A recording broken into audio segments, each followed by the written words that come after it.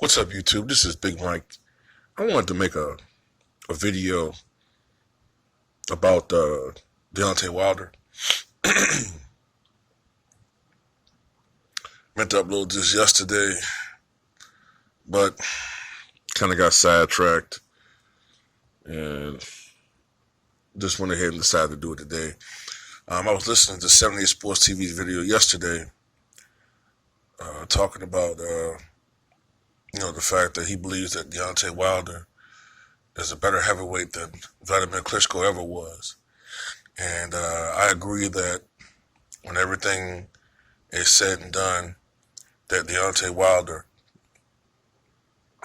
will indeed be considered a greater heavyweight than Klitschko.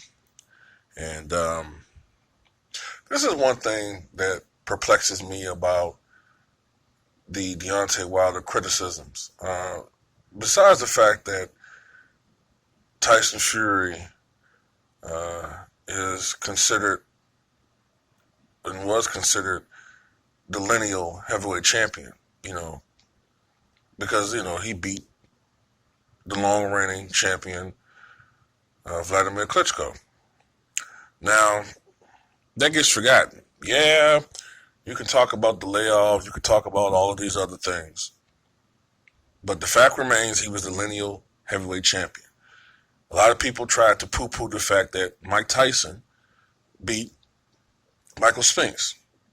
All right? He's still the only man to beat Michael Spinks. All right? And I'll get back to that in a moment.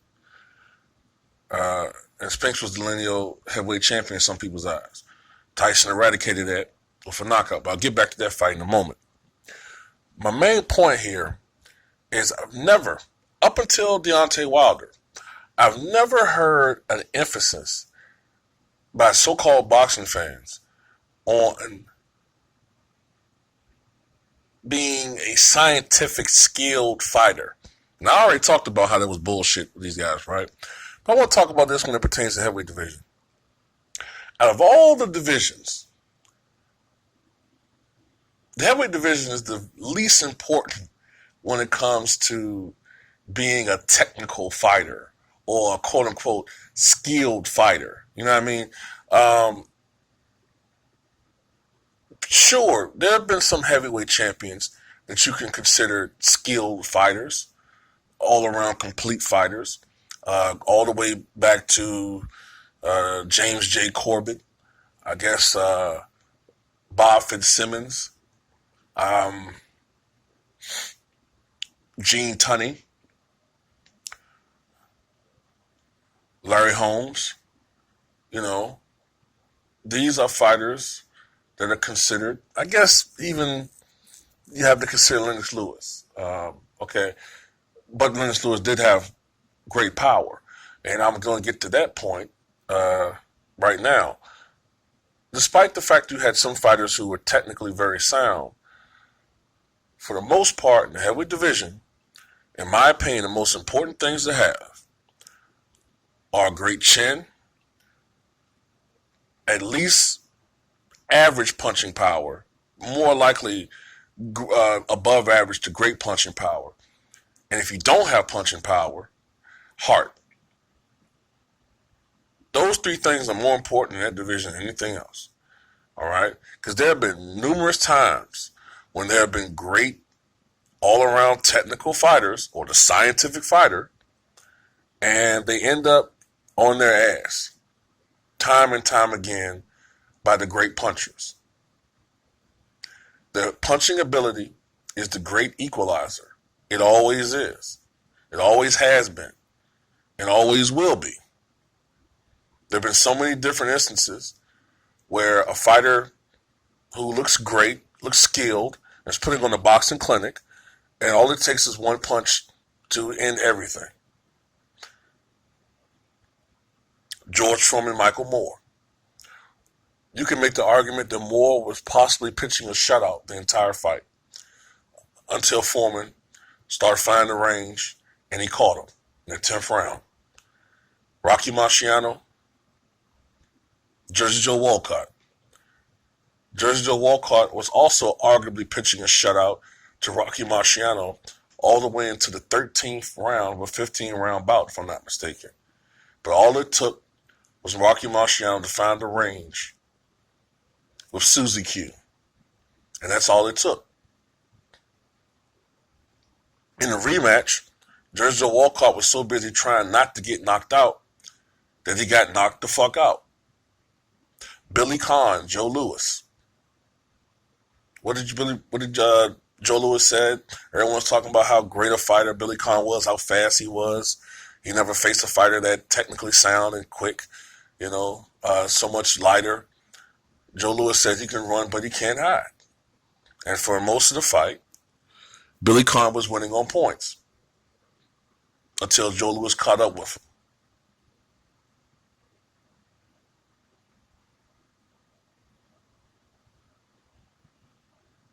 Now I can go on and on and on with different examples of how great technical fighters or skilled fighters are slaughtered by punchers. Floyd Patterson was probably one of the most skilled fighters, heavyweight fighters we've ever seen. But Sonny Liston flattened his ass twice. Muhammad Ali didn't possess the greatest power, but he wasn't a technically sound fighter. He did almost everything you're not supposed to do. But he won 56 out of 61 bouts. 3 of those losses came at the very end of his career when he was suffering from Parkinson's.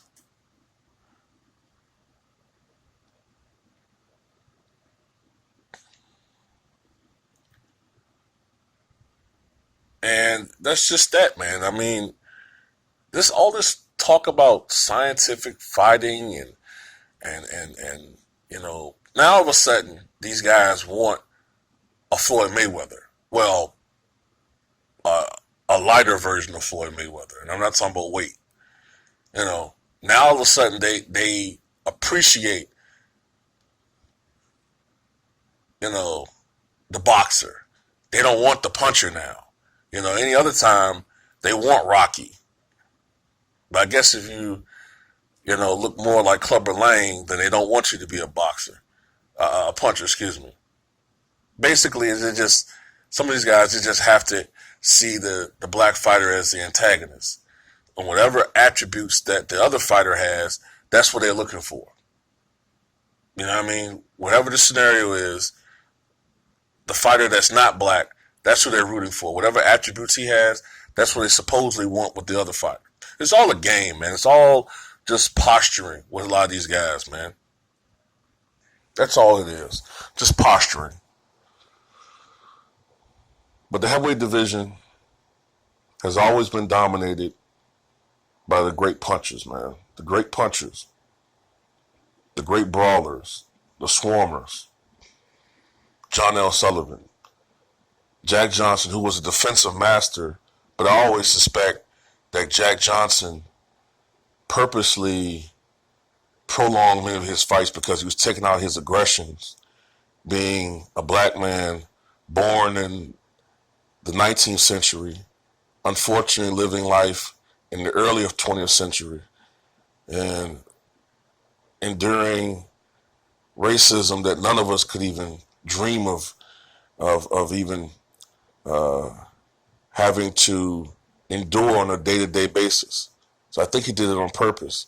But anyway, Jim Jeffries, a great puncher, probably the best puncher of his era. Jack Dempsey. You'll never confuse Jack Dempsey with a great technically sound fighter, but it worked for him. Max Baer,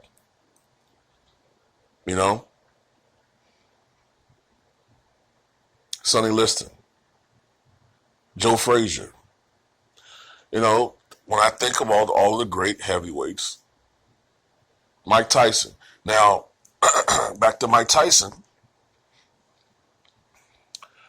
Mike Tyson is the only man, as flawed a fighter as he was toward the end, but from 85 to 1988, he was as perfect a heavyweight fighter as I can think of.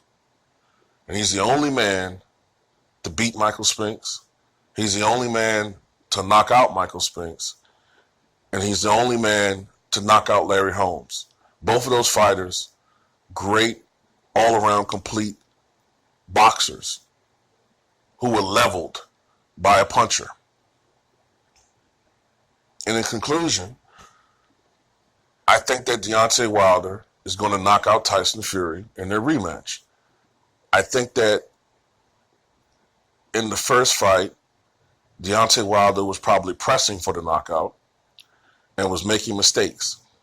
I think in this fight, he's already planned on coming in heavier. He was only 209 in the first fight. I think I read that he want to come in at 240, 245. All right. So he's going to be a much heavier fighter. I think that'll fit his frame. And I think he's going to fight a more intelligent fight for him. Now, you know what I'm saying? He's not Archie Moore. He's not, Larry Holmes. He's Deontay Wilder. You see what I'm saying? Larry Holmes is a great boxer. Ernie Shavers was not a great boxer. But I recall Ernie Shavers putting Larry Holmes on his ass. As a matter of fact, Larry Holmes stated that if his head had not hit the canvas as hard as it did, he would have been knocked out. His head hitting the canvas kind of actually cleared the fog out of his head. I think the same thing happened to Tyson Fury when Deontay Wilder knocked him down, or really knocked him out, and his head hit the canvas. It kind of woke him up because Deontay Wilder said his eyes had rolled in the back of his head. I think if his head had hit the turnbuckle or something like that, or the ropes, not turnbuckle, I'm thinking about wrestling. Oh, yeah. But if his head had hit the ropes, I think Tyson Fury would have been knocked out. But I think that Deontay Wilder is a great fighter, a great puncher. He's done something that nobody else in the heavyweight division has ever done. To go 41 fights, I believe it is. What is it, 41 fights? And to knock out 39, or is it 40 out of 42?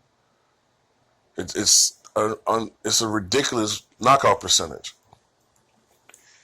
And I'll finish this with Rocky Marciano. Rocky Marciano may have been the least skilled heavyweight fighter of all time, but he possessed in great magnitude the three things that I talked about: a chin, punching power, and heart, and also incredible stamina. And he fought some of the great all-around technical fighters of all time: Archie Moore,